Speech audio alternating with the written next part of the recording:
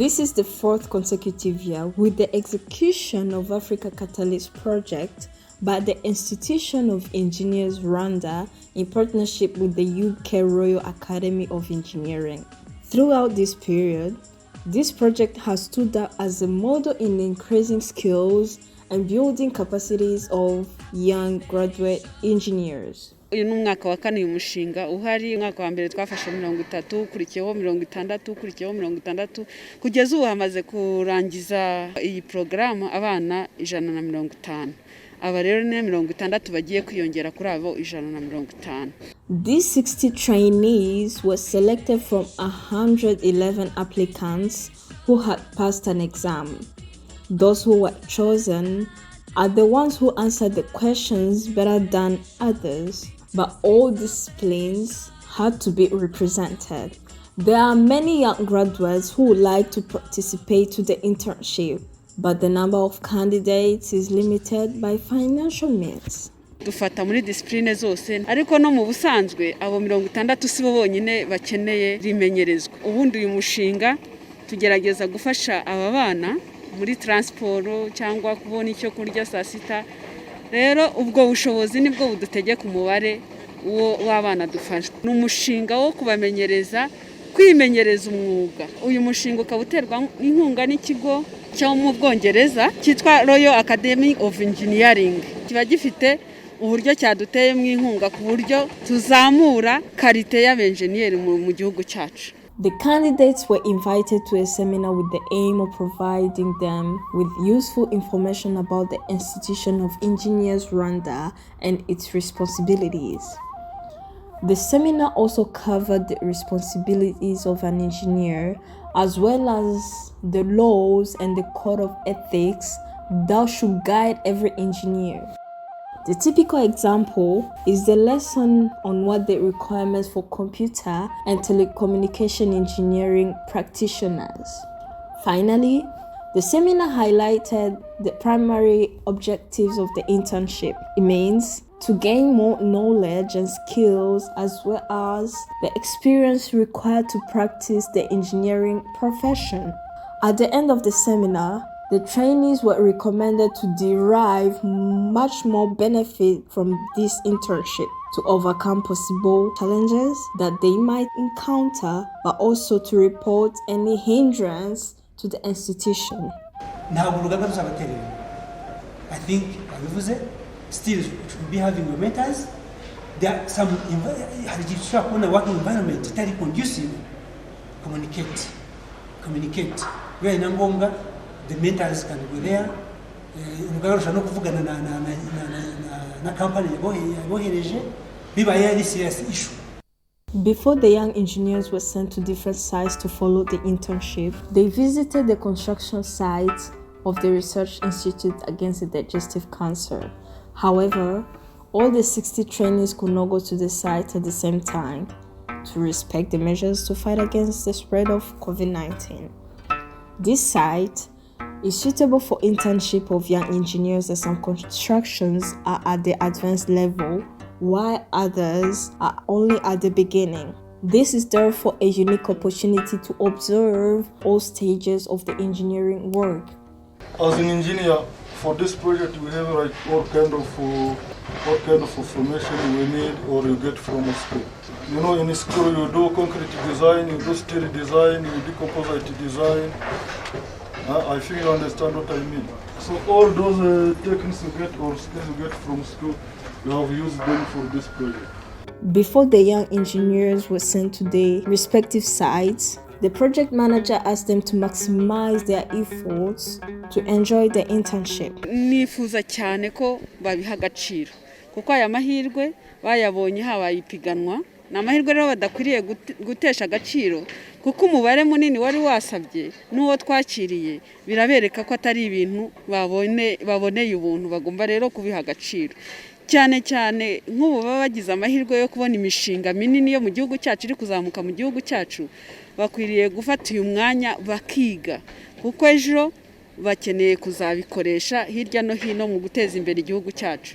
This is in the goals that Bella has set for herself. Urabona nk'umukobwa hari byinshi turitangira cyane kumva ko utabishobora, kumva ko ari imirimo y'abasore, ariko ko nabigiyemo mbikunze, nagiye mu bwubatsi, ndumva rero nzakora uko nshoboye, mpa agaciro aya mahirwe nahawe, nzakora ibintu byinshi kandi nzahisangamo. The Institution of Engineers Rwanda has negotiated with big companies that have construction sites where these graduate engineers were to be sent on a professional internship for a period of 6 months. In these different sites, these graduate engineers are coached by mentors on a day-to-day basis. The advantage is that these mentors are professional engineers with a very long experience and who work in these companies which welcomed these young engineers. These mentors had attended a seminar where they received the required information so that the supervision these young engineers received could coincide with the objectives of the project. They were asked to observe where there is a gap to be filled. They were asked to help those graduate engineers define their SMART goals and help them achieve these goals. They were asked to give these young engineers daily tasks and make sure these tasks were performed. But these mentors also have been asked to make these young engineers feel comfortable in their workplace. The project aims to provide young graduate engineers with an intensive exposure to the engineering practice.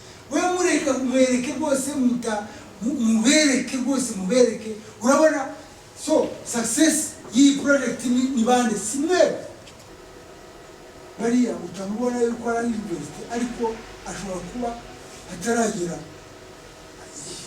environment yo gukora atarayimenyera n'abantu ataramenyera n'ibintu uko bimeze bikamucanga tu bikamuvanga tu noneho kumufasha rero ikansha out kumufasha rero hakika ngo akwisanzure bashobora kubwira ashobora kuba atinye no kubwira bakwisanzure bashobora no kubwira.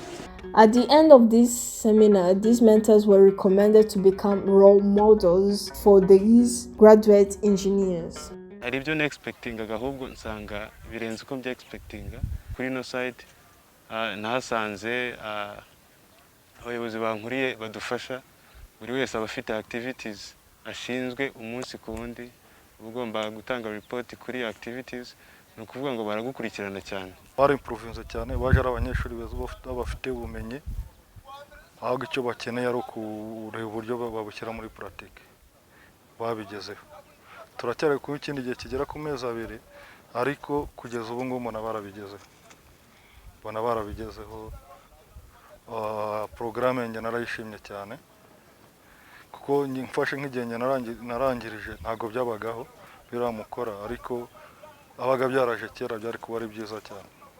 4 months after the start of this professional internship, the Institution of Engineers Rwanda conducted an assessment to see practical skills gained by these graduate engineers and possibly receive recommendations so that this program can further achieve its objectives. Arcade Africa is one of the sites that received these young engineers. Most of the works were not yet at an advanced stage when they arrived. This is one of the sites that has been visited by the experts. Engineer Delphine Tuishime, who conducted the assessment, found that the practical skills were gained at 3 levels. Those 3 levels are concrete works, brick railing, and backfilling. Kandi bagaragaje uburyo bamaze kugera ku rwego rundi rutandukanye n'ubwo bariho igihe bazaga bavuye ku ishuri badafite experience nk'inge muri concrete works. Aho ngaho bakomeje batubwira ko nta kibazo kisa nkaho bahuye nacyo, ahubwo bishimiye ko babonye ko ibyo bakuye mu ishuri biri guhura n'ibyo bariho barakora hano. Indi point ni walling cyangwa se brick walling, masonry works. Aho ngaho niho bavuze bati twagize amahirwe tumenye n'uburyo umuntu ashobora kuba yakwikorera itafari rye. Ako kazi kakaba karakorewe hano, aho contractor yagiye abumba amatafari bakayatestinga agapasinga barangiza bakayakoresha muri aka kazi. Ikindi basobanukiye muri aka kazi aho bibanda ku bishushanyo byateganyijwe bagapima bareba ibyubakwa n'ibyateguwe ko bihura. Aho ngaho haraho basanze bidahura bagasenya.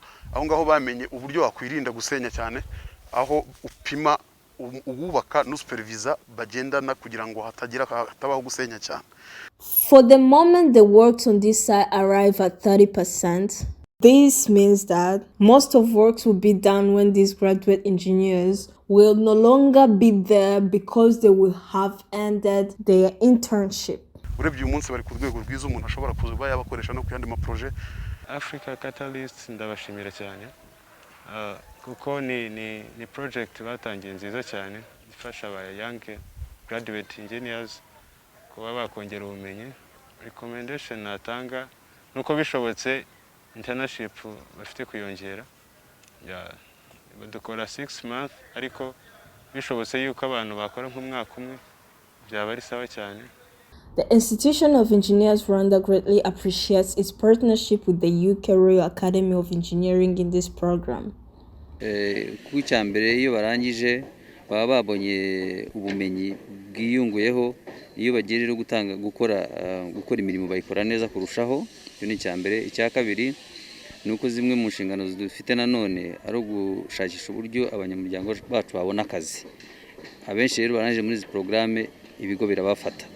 Numva rero twabyungukiramo kubera yuko abanyamuryango bacu baba babonye akazi.